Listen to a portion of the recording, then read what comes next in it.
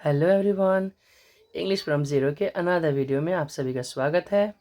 और आज हम लोग ट्रांसलेशन के लिए कुछ इंपॉर्टेंट वर्ड्स के बारे में डिस्कस करेंगे, क्योंकि कई बार ट्रांसलेशन बनाते समय थोड़ी परेशानी आ जाती है, क्योंकि एक वर्ड का ना अनेक अनेक उसका जो अर्थ होता है, तो उसको आज हम लोग डिस्कस करेंगे। तो चलिए शुरू करते हैं। और शुरू करते हैं सबसे पहले यहाँ पे देखते हैं हम दिस को। तो यहाँ पे दिस मतलब होता है यह, दिस मतलब होता है इसे, और इसका और भी मतलब होता है जिसको बोलते हैं इसको। जैसे यह के लिए तो आप सिंपल कॉन्सेप्ट जानते हैं, यह एक घर है, दिस इज अ हाउस। यह एक घड़ी है, दिस इज अ वॉच।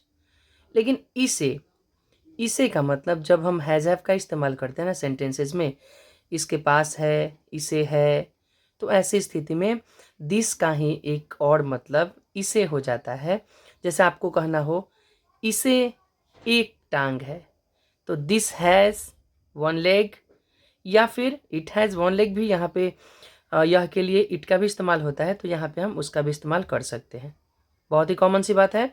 तो यह के लिए, इसे के लिए इसको, इसको कुछ बीमारी है या इसको कुछ परेशानी है, तो आप यहाँ बोलेंगे दिस हैज सम प्रॉब्लम। तो ये सिंपल है, दिस मतलब यह, इसे, इसको। और एक और चीज़ इसमें जानना है कि दिस का मतलब क्या होता है, कि ये दिस मतलब यह नज़दीक के लिए इस्तेमाल हम करते हैं। जैसे दिस मतलब भी यह होता है और इट मतलब भी ये होता है, तो दिस और दैट की कोई ज़रूरत पड़ती है, तो दिस का मतलब होता है यह। और यह का मतलब है कि जो हमारे नज़दीक में हो और हाथ मतलब पहुंचा के उस चीज़ को हम टच कर सकते हैं, ऐसे रेंज में हो, बहुत नज़दीक हो, तो वहाँ पे हम दिस का इस्तेमाल करते हैं। और दैट का इस्तेमाल वही थोड़ी दूरी के लिए हम इसका इस्तेमाल करते हैं, वह का इस्तेमाल हम दूरी के लिए करते हैं। जैसे मान लीजिए मुझे कहना हो वह मेरा भाई है, तो यहाँ पे इसके लिए हम बोल सकते हैं ही इज़ माई ब्रदर। अगर वो मेरे बगल में है तो ही इज़ माई ब्रदर। और वही दूर खड़ा है, मान लीजिए किसी मैदान में क्रिकेट खेल रहा है, आप यहाँ से उंगली से इशारा करके बोलेंगे दैट इज़ माई ब्रदर। तो वहाँ पे दूरी के लिए वही, अगर कोई व्यक्ति नज़दीक है तो वह के सेंस में हम ही का इस्तेमाल करते हैं, और वही कोई दूर है तो वहाँ पे हम दैट का इस्तेमाल करते हैं। सेम केसेस में यहाँ पे दीज है, तो दीज मतलब होता है ये सब। आप ये भी बोल सकते हैं, ये सब भी बोल सकते हैं। ये मेरी कलमें हैं, तो दीज आर माई पेन्स। ये सब मेरी कलमें हैं, तो दीज आर माई पेन्स। तो दोनों हिसाब से। और ये जो आपका पहले सेंस में जैसे दिस के लिए दीज और दैट के लिए दोज का इस्तेमाल होता है, सेम। वे सब, वे मेरी घड़ियाँ हैं, तो दोज आर माई वॉचेस। वे सब मेरे भाई हैं, दोज आर माई ब्रदर्स। ज़्यादातर ये वस्तुओं के लिए इस्तेमाल होता है। Those are my chairs, those are my pens, those are my balls. तो वे सब, ये वे और वे सब के लिए ठीक वही। दिस अगर नज़दीक में वही चीज़ हो तो हम यहाँ पे दिस का इस्तेमाल करेंगे, और थोड़ा दूर हो जाए तो उसके लिए हम दोज का इस्तेमाल करेंगे।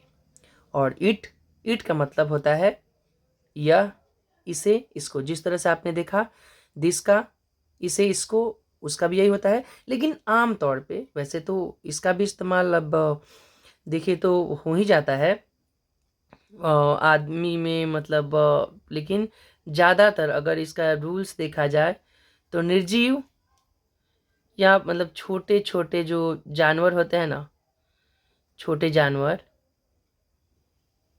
उनके लिए ज़्यादातर इसका इस्तेमाल होता है। It is an elephant, it is a cow, मतलब दिस भी हो सकता है, दैट भी हो सकता है, वहाँ पे इट का भी इस्तेमाल यहाँ पे किया जाता है। तो बेसिकली आपने देखा कि इट मतलब यह एक कलम है, तो दिस इज अ पेन कहिए या इट इज़ अ पेन कहिए।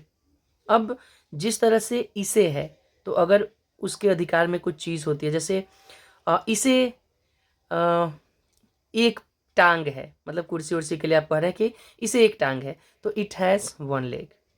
तो इसे टांग नहीं है, इसको टांग नहीं है, दोनों में से आप कुछ भी बोल सकते हैं। इसको टांग नहीं है या इसे टांग नहीं है। इट हैज़, तो इसको हिंदी में बोल सकते हैं, या आप इसे या इसको दोनों हिंदी में आप बोल सकते हैं वहाँ के लिए। सेम अब देखिए ही का समझना थोड़ा सा। ही मतलब वह, कॉमन इंग्लिश में आप जानते हैं ही मतलब वह होता है, और ठीक हैज़ के लिए उसको हो सकता है, उसे हो सकता है। अब ये थोड़ा इंटरेस्टिंग होता है, ये जो उनको है ये, और ये जो वे होता है, ये उनको और जो वे होता है, ये दोनों मतलब आदर से जब किसी को बोलते हैं ना, आदर से, तो विद रेस्पेक्ट अगर हम किसी को ये बोलते हैं ना, खासकर और छोटे बच्चे थोड़े कंफ्यूज होते हैं इसमें। अगर यहाँ पे कहा जाए कि वे मेरे पिताजी हैं, तो वे उनके लिए तो दिखाई देगा कि यहाँ पे वे, दीज मतलब वे होता है, दोज मतलब जो वे होता है, जो ये वाला वे, तो कन्फ्यूज़न होती है उनको। लेकिन आप समझिए तो ही मतलब ही वे होता है। अगर आप किसी को आदर से बोलते हैं वे मेरे पिताजी हैं, वे मेरे शिक्षक हैं, तो हम बोलते हैं he is my teacher, he is my father. तो वहाँ पे बच्चे ना देर का इस्तेमाल कर लेते हैं, ठीक है। तो वहाँ पे आप सभी को देखना है, ध्यान देना है कि ही का मतलब उनको भी हो सकता, जैसे उनको एक बीमारी है, अगर किसी को कोई आदर से किसी को आप बोल रहे हैं उनको एक बीमारी है, तो वैसे स्थिति में आप बोलेंगे he has an illness, he has a disease. तो यहाँ पे आप उनको और वे के लिए आदर से ही का इस्तेमाल कर सकते हैं। और सेम केस आपका शी के साथ भी है, वही शी मतलब वह, शी इज़ अ गर्ल, वह एक लड़की है। शी हैज़ अ फ्रॉक, उसे एक फ्रॉक है। शी हैज़ अ साड़ी, उसको एक साड़ी है। और वही अगर हम यहाँ पे उनको और वे कर लेते हैं, तो ये भी उनके लिए आदर से, हमारी मान लीजिए कि माता जी हैं, हमारी शिक्षिका हैं, ऐसी स्थिति में उनके लिए हम इस्तेमाल करते हैं यहाँ पे she is my teacher, she is my mother. तो यहाँ पे आसानी से हम देख रहे हैं कि शी, ये वाला जो पार्ट है, दिस मतलब वह है, उसे, उसको, तो आप समझ ही सकते हैं। साथ में उनको और वे को भी ध्यान से आप देख लीजिए कि आगे आपको कोई परेशानी नहीं हो इस चीज़ को समझने के लिए। ठीक है, तो आगे बढ़ते हैं।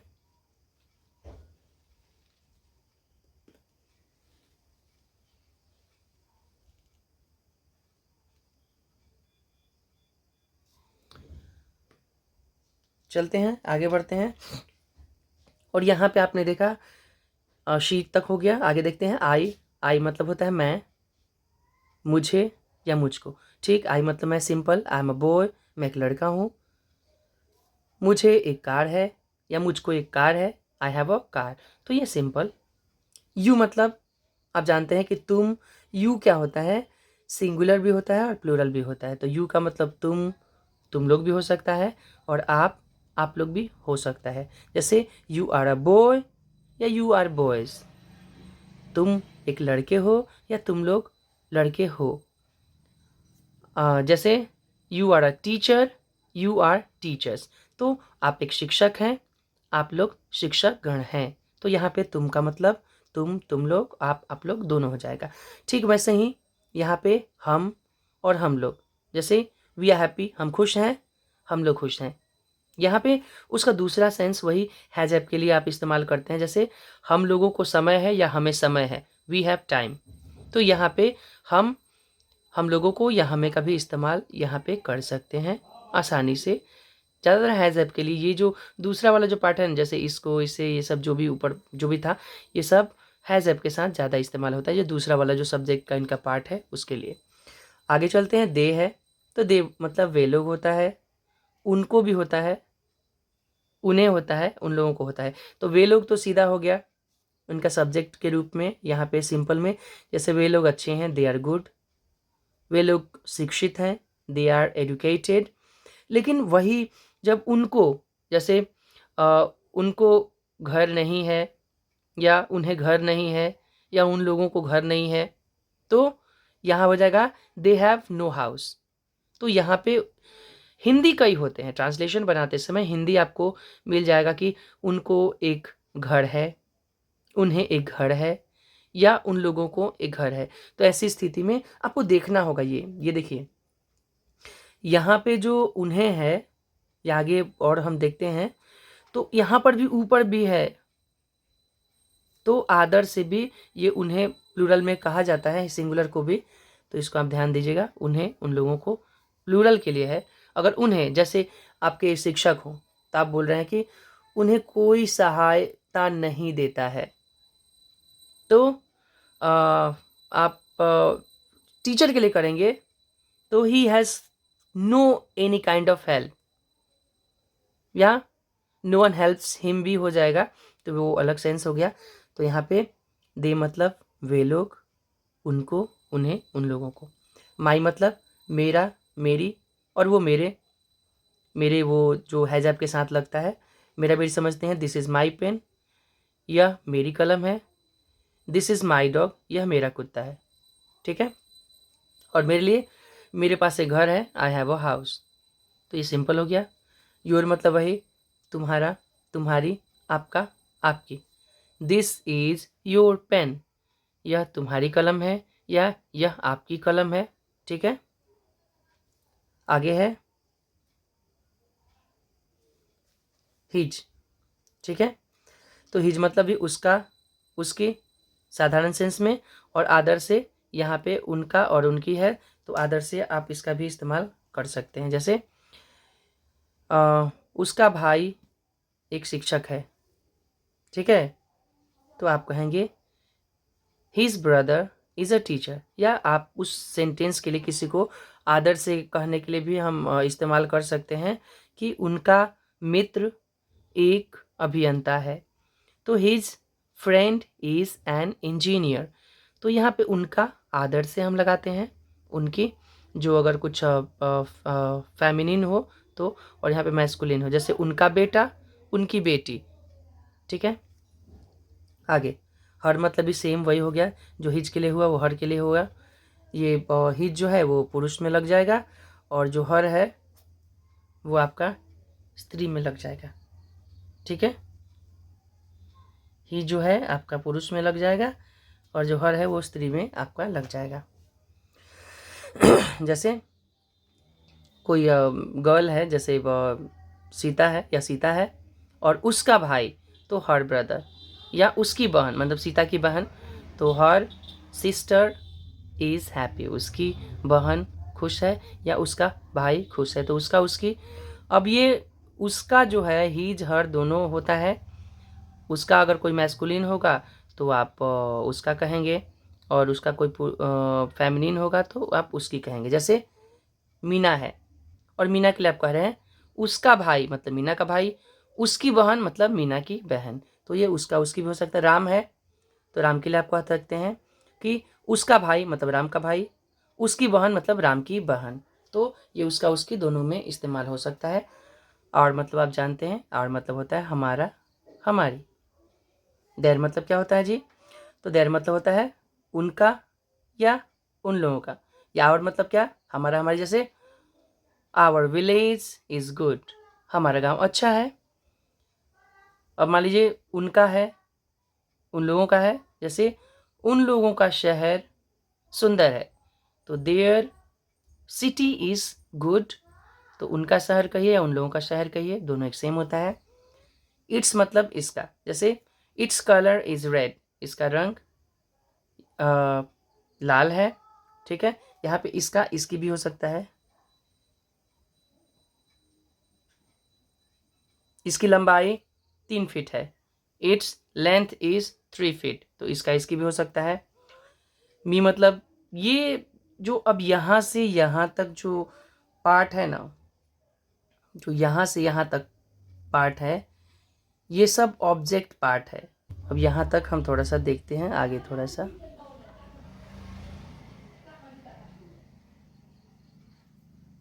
यहाँ तक देखिए।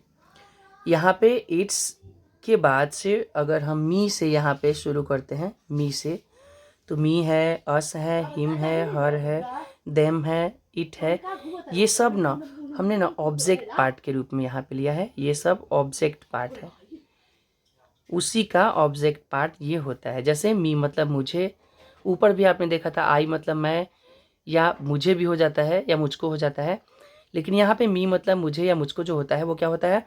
Object part. जैसे कि वह मुझे पीटता है, तो ही बीट्स मी। यहाँ पे मी आगे आप नहीं लगा सकते हैं, सब्जेक्ट के रूप में भी नहीं होता है, ये ऑब्जेक्ट के रूप में आता है।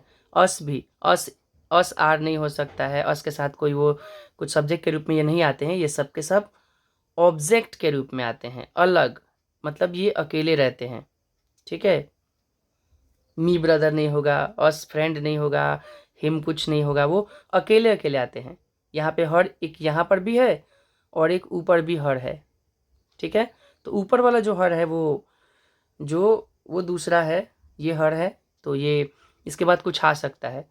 आगे आप एडवांस जब ग्रामर में चलेंगे तो आपको पता चलेगा कि ये सब के सब ना, ऊपर वाला जो है, जैसे हर है, आवर है, देयर है, ये सब के सब एडजेक्टिव है।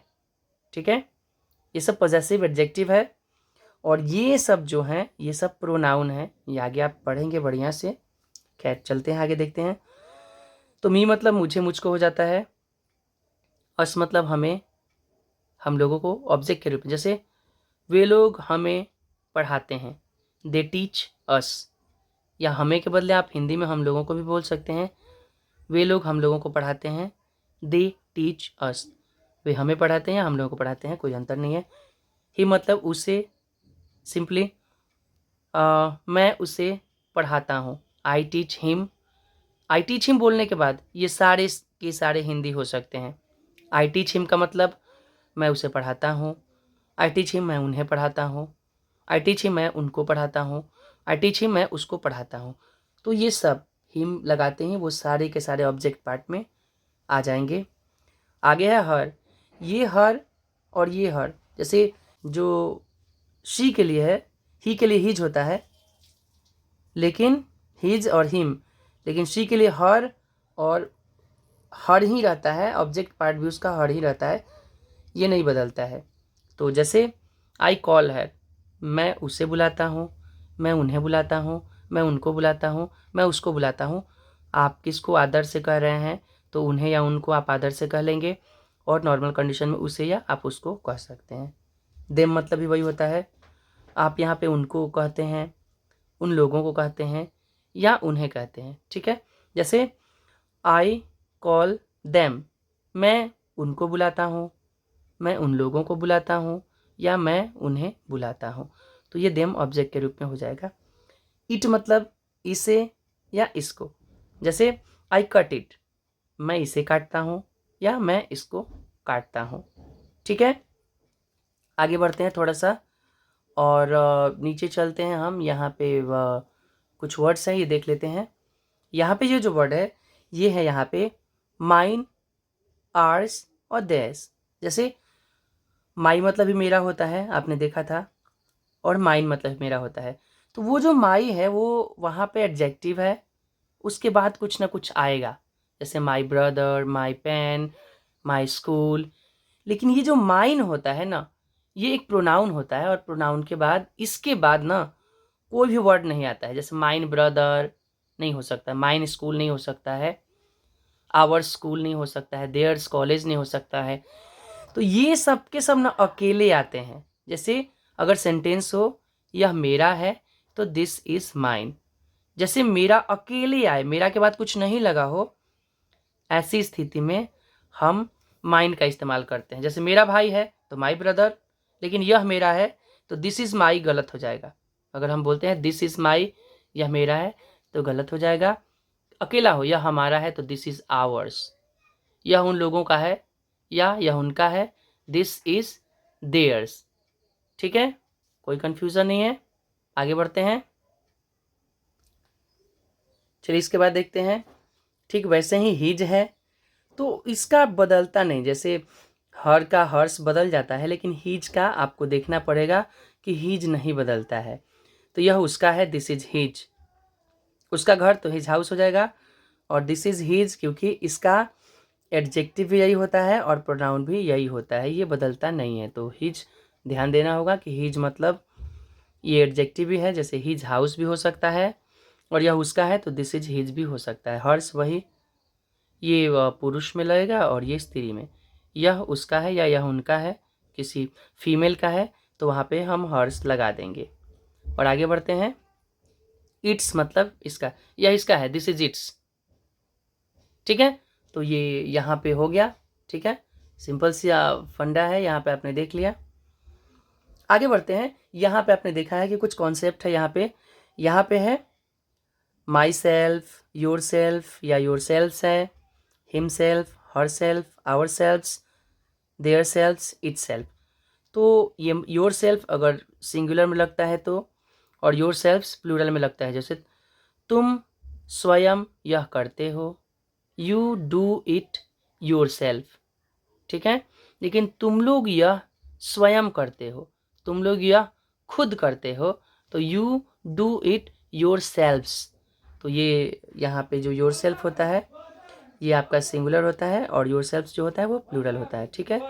तो यहाँ पे ये स्वयं हो जाता है और खुद, सबका मतलब बस सेंटेंसेज में लगने का अंतर होता है। जैसे कि आप थोड़ा नीचे देखिए, यहाँ पे मैंने यहाँ पे 3 सेंटेंसेज लिखा है। I do it my self, मैं इसे स्वयं करता हूँ। ही डज इट हिमसेल्फ, वह इसे स्वयं करता है। यहाँ स्वयं के बदले खुद भी बोल सकते हैं। अगला है यहाँ पे we do it ourselves, हम लोग इसे स्वयं करते हैं। तो इन सब का ऊपर में जो भी आप वर्ड्स देख रहे हैं ना, इन सब का मतलब सेम होता है, स्वयं या खुद, ठीक है। यहाँ पे स्वयं या खुद होता है, इसमें कोई और मतलब नहीं होता है। मैं उम्मीद करता हूँ कि आपको ये वीडियो पसंद आया होगा, और कुछ बेसिक कॉन्सेप्ट्स जो हैं वो आपके क्लियर हो गए होंगे। क्योंकि वर्ड्स ऐसे हैं ना कि अगर आपको इंग्लिश सीखनी है ना, तो मुझे लगता है ना कि सब्जेक्ट के रूप में इतने ही आपके जो सब्जेक्ट्स या ऑब्जेक्ट पार्ट में आते हैं, तो ये सारे अगर वर्ड्स आप कंट्रोल कर लेते हैं ना, तो अगले वीडियो में हम लोग जो बनाने वाले जो उसके एक्सुलरी वर्ब्स होते हैं 24, वो कवर करेंगे। और उसको कवर करने के बाद वो और ये अगर मिला दिया जाए तो आप आसानी से ट्रांसलेशन बना सकते हैं, और कुछ बड़े लेवल पे भी आप आसानी के साथ जा सकते हैं। तो I think you like this video, and if you like this video, please like, share and subscribe my channel. Thank you. Jai Hind.